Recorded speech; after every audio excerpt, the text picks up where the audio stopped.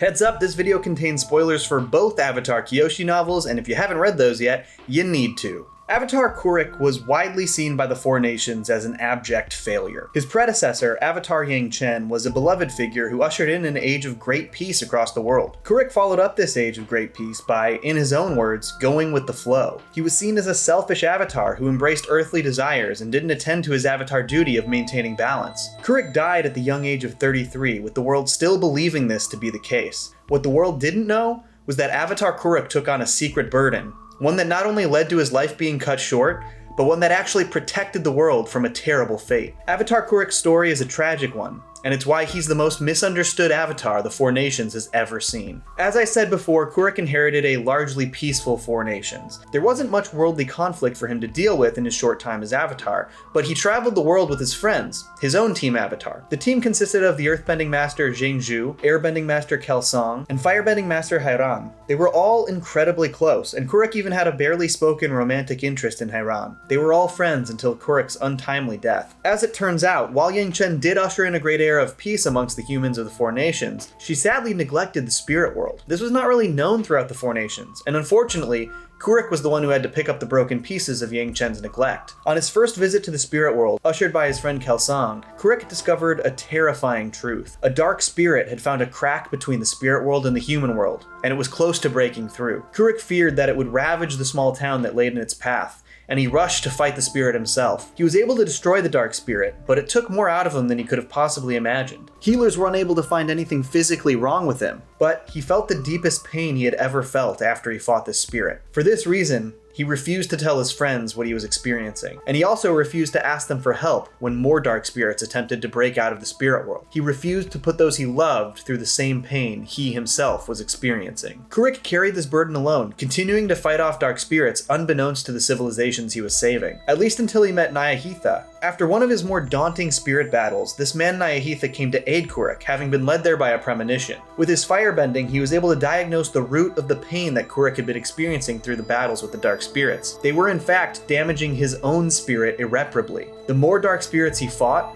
the more life force leaked out of him. Despite knowing that the toll these spirits were taking on his body would ultimately kill him, Kuruk continued to defend the world from the dark spirits. Because Kuruk didn't tell his friends, or anyone for that matter, what he was doing, they began to drift apart. It appeared as though Kuruk was neglecting his avatar duties, even though this couldn't be further from the truth. He also appeared he was neglecting his friends, which actually was true. Kuruk even missed Hairan's wedding. After a particularly brutal battle with the spirit, Kuruk foolishly felt the need to confess his love for Hairan, though fortunately, Kelsang talked sense into him. Kuruk loved Hairan, but he neglected her, and it was clear that what Kuruk was experiencing was having a horrible effect on his state of mind. Eventually, Kuruk took a proactive approach and began to literally track and hunt these dark spirits down with Nyahitha. They also did immense research, hoping to discover where the cracks to the spirit world were coming from. Eventually, they learned that a dangerous spirit known as Father Glowworm was creating the cracks between the two worlds. Kuruk and Father Glowworm had a long, vicious battle, and ultimately, Kuruk came out on top. He didn't destroy the spirit, but he wounded it immensely, hampering much of its power. It wouldn't be able to create holes between the two worlds any longer. But Kuruk would never fully heal from this battle either. With the world safe from encroaching spirits, Kuruk returned to his worldly life. During the new moon celebration between the two water tribes, he met Umi. The two fell in love and Kuruk proposed, and they were set to wed at the spirit oasis. Unfortunately, the spirits weren't done with Kuruk, and punished him for his actions against spirit kind one final time. Ko the Face Stealer dragged Umi through the spirit oasis and into the spirit world, just before they were to be wed. A tragic end to their story. Kuruk's attempts to save Umi were all in vain, but fortunately he didn't die alone. His friends were there to see him off. He asked them to find and do right by the next avatar before he died. Avatar Kuruk's story is one of pain and tragedy, but it's also one of selflessness. Kuruk carried an unfair burden, one that he wasn't willing to share with those he loved. He cared too much. The world saw Kuruk as a failure, an avatar who neglected his duties and allowed the world to fall into disarray. And this is actually how the fanbase of Avatar sees him as well. Even his successor Kyoshi felt immense resentment towards Kuruk for a time, until she learned the truth of his deeds. The Avatar is often looked up to by the world, put on a pedestal and beloved by many. There's a degree of glory that comes with a responsibility. Kuruk didn't need that glory. It wasn't important to him that the world looked fondly on his time as the Avatar. What was important is that he saved the world countless times over, to his own detriment. Kuruk once told Aang, "You must actively shape your own destiny, and the destiny of the world." And that's exactly what Kuruk did, even if the world didn't realize it.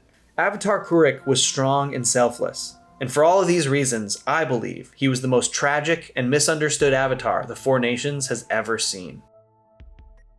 Folks, thanks so much for tuning into another Avatar breakdown. I really hope you enjoyed it. I also want to give a huge shout out to the artists Kakashi and Jellycat who provided me with the incredible illustrations that you saw in this video. Please follow them on Instagram. They are both absolutely incredible artists. Please let me know below in the comments if you'd like to see more Avatar content from me. I'm hoping to cover Wan, Kyoshi, and Roku soon, but let me know what you want to hear. And do not forget to do the thing and stay tuned for more. Peace. Johnny to Cellos.